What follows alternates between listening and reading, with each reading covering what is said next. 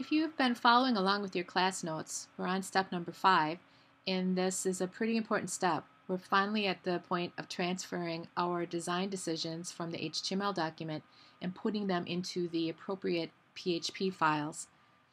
The first transfer we'll do is taking the beginning information of our HTML file and moving it into the beginning sort of start page, which is header.php.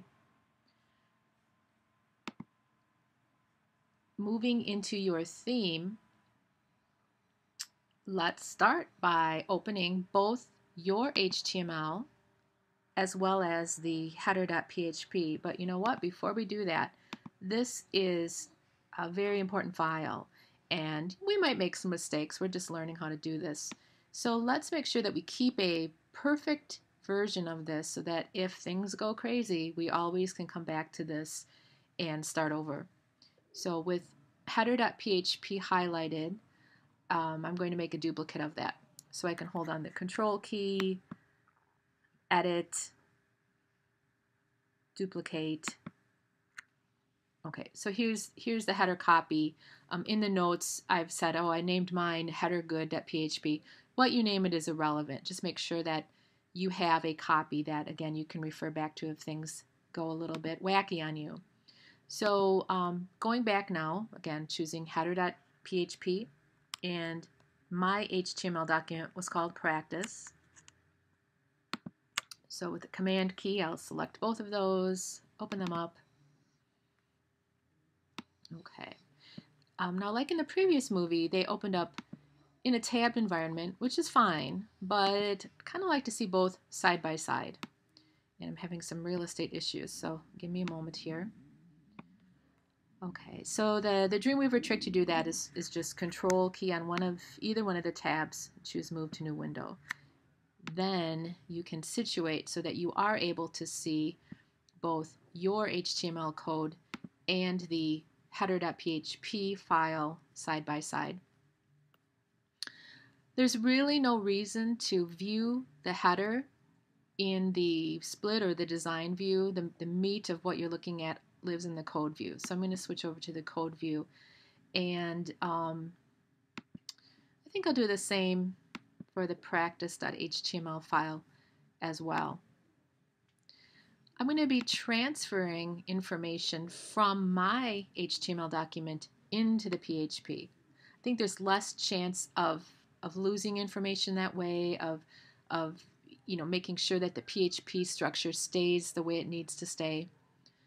So while we're talking about that, let's just see what's going on here. In the header.php file, there are a lot of embedded PHP tags. You want to leave every one of them if you can.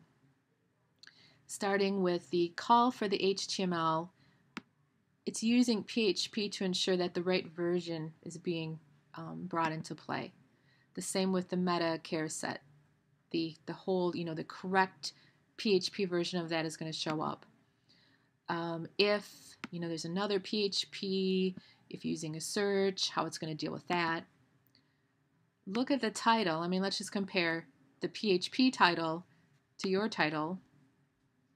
Well, my title I left untitled, which not very good practice.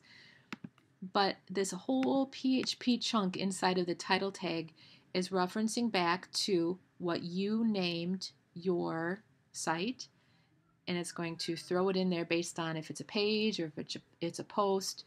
So definitely leave all of that. The good news is we have to do very little tweaking or manipulation of the PHP code at this point.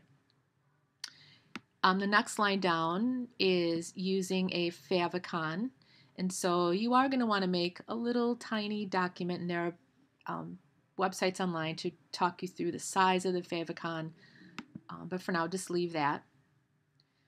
This is how PHP is going to reference that base style.css document. Don't change anything about that.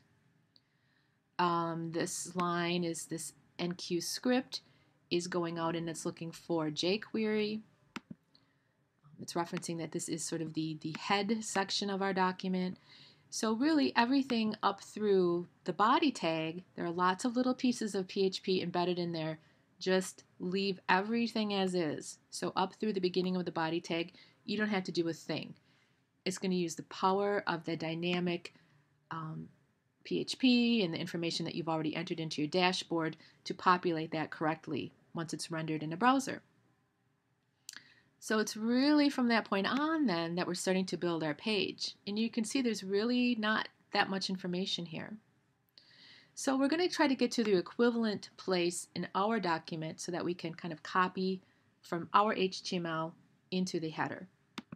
So let's kind of see where we left off. We want to be right where the body tag has begun in our HTML. I have a tag, everything's sort of enclosed in a container. I have a header. This is where the header ends. That's why you need commenting, so you know these ending div tags can really throw you off. I have a sidebar with some navigation in it. Oh, here's a div tag that I didn't end. It's probably for my nav inside my sidebar. Here's where my sidebar ends. But just kind of referencing, it's this main section, this flexible area where you can envision posts or pages or archives, that sort of flexible WordPress environment. This is the div tag that you want to look for. So in my case, it's content. That's the beginning tag of this main sort of chunk of information. So what I'm going to do then is copy. Again, I'm going to find where the meat, I'm not including the body tag, but I'm going to take class, container, the header, all this business with my navigation, and I'm going to select up through only the beginning of the content tag.